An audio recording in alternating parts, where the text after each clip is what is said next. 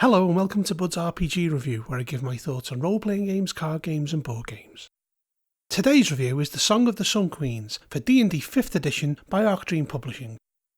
Okay, first a bit of history. Released in 2019, The Song of the Sun Queens is a 26-page adventure that is available as a PDF or print on demand. It has been created to be compatible with D&D 5th edition under the Open Gaming license. It's been designed for 5 second-level characters, though it does contain notes throughout that give suggestions on making it scalable. It also marks Arcdream Publishing's second D&D publication. Okay, to the cover. Here we have a frankly confusing piece by Kirk Komoda, which just seems a bit messy, and it's a bit difficult to work out what is actually going on. There'll be spoilers from this point forward, so stop watching now if you intend to play this. Right, to the inside. It begins with the adventurers having come to the plains of the Sunlands, searching for an ancient cursed ruin called Juakufa, that is said to contain great treasure, having heard this from a merchant. It is assumed that they've journeyed to the royal palace at the heart of the Sunlands to find clues as to the whereabouts of Juakufa. The Sunlands have a look and feel that is similar to Central Africa, and in Arcdream's own Sword and Sorceries world, it is around 3,000 miles south of Zira. The Sunlands have their own pantheon of gods, with most worshipping Enkop, the fertility, healing and war goddess, and mother of humanity, and Ndama, the sun god of healing, song and wisdom, the father of humanity, as well as Olotme, the elephant god of farmers, craftsmen and herders, and Simkar, the lion god of warriors, rulers and the first king of the Sunlands. The Sunlands themselves are grassy plains with trees that grow around rivers and streams. It is temperate and hot and the wildlife is exotic, taking on an African theme with zebra, antelope, vultures, elephants and lions. The sounds are wind over grass, distant roars and the rumble of herds. Sunlanders speak common, though they do have their own language, and are described as looking similar to African people.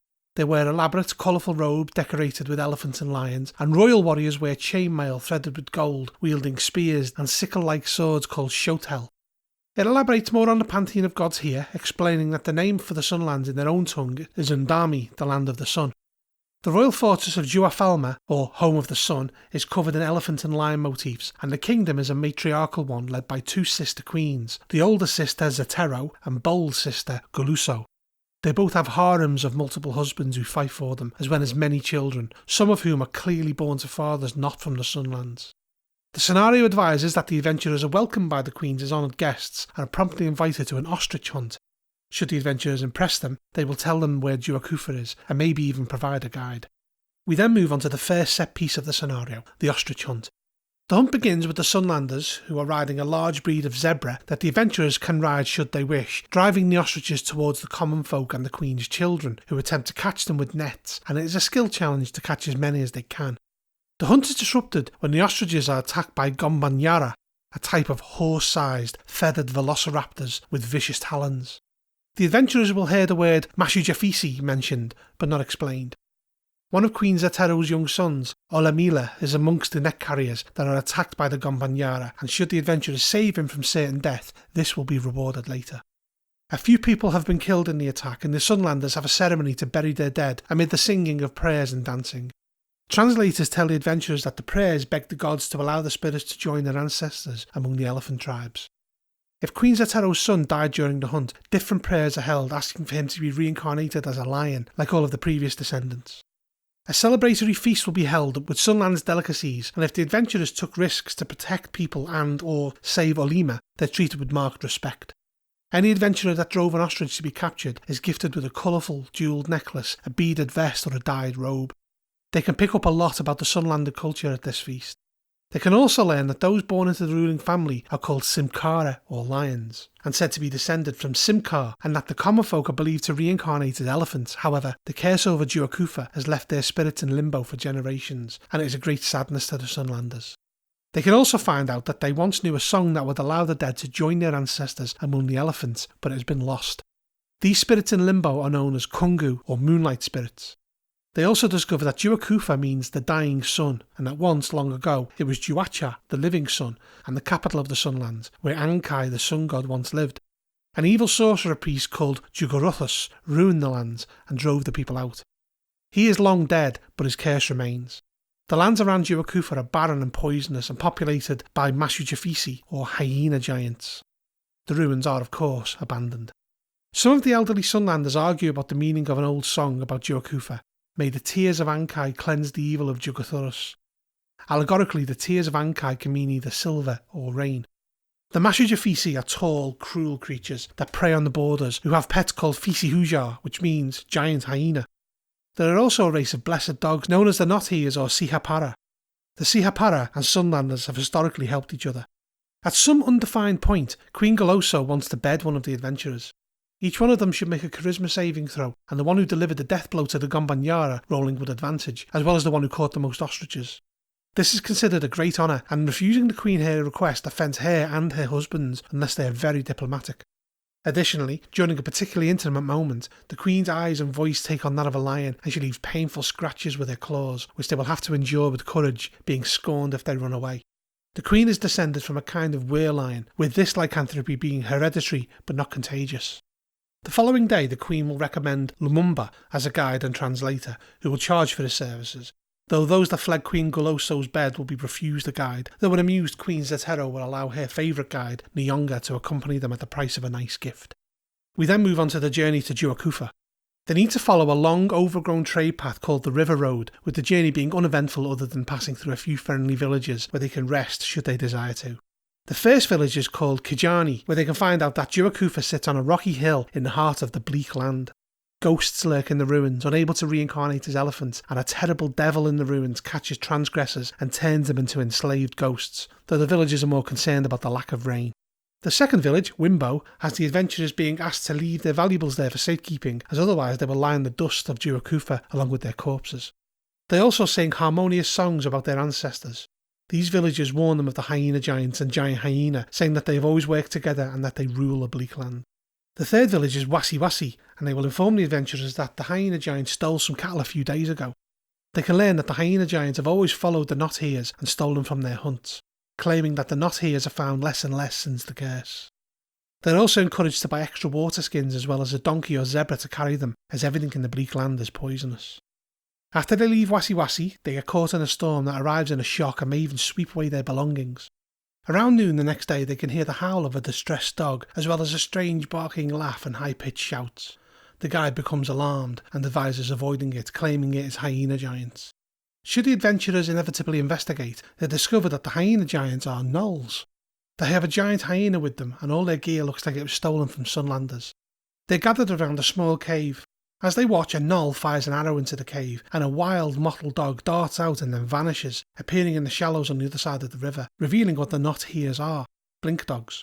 The Nothia is trying to escape, but each attempt is being cruelly blocked by the gnolls and hyena. The battle with the gnolls and hyena should be challenging, though they can avoid it and leave the Nothias to their fate should they wish. If they defeat the gnolls, the blink dog will come out to investigate, being followed by its mate and 5 tiny, hungry-looking puppies. Any adventurer that finds a means of communicating with the blink dogs, using something like comprehend languages, will discover that their pack has been ambushing the gnolls and hyenas to stop them stealing from their hunt. They can also discover details that they may have missed earlier about the bleak lands. Next we get to the bleak lands itself. Before entering this region, their guide advises them to fill all water skins, as the water there is poisonous. 6 days into their journey, the grass thins out and becomes more rocky, and eventually they reach the threshold, an archway of gigantic broken bones, with the surrounding plain being covered in the bones of the dead. In the bleak lands, taking a long rest, travelling off the path, hiding amongst the bones that litter the plains, searching them for treasure, or drinking any source of water not brought with them is dangerous. They can develop a disease called corpse cough, which drives them ultimately to exhaustion. The first time they attempt a long rest before they reach Cackling Heights, they are attacked by a death elephant, a withered, diseased, mad, crazed creature that comes at night and assaults them. When this happens, their guide will insist on taking his pay and leaving, advising them that they will reach the ruins the next day due south. There are a few other threats that they can encounter: a lamia called Enyora, disguised in illusion as a desperate young woman who is hungry and lost. They can be ambushed by ankegs who can drag them into their tunnels.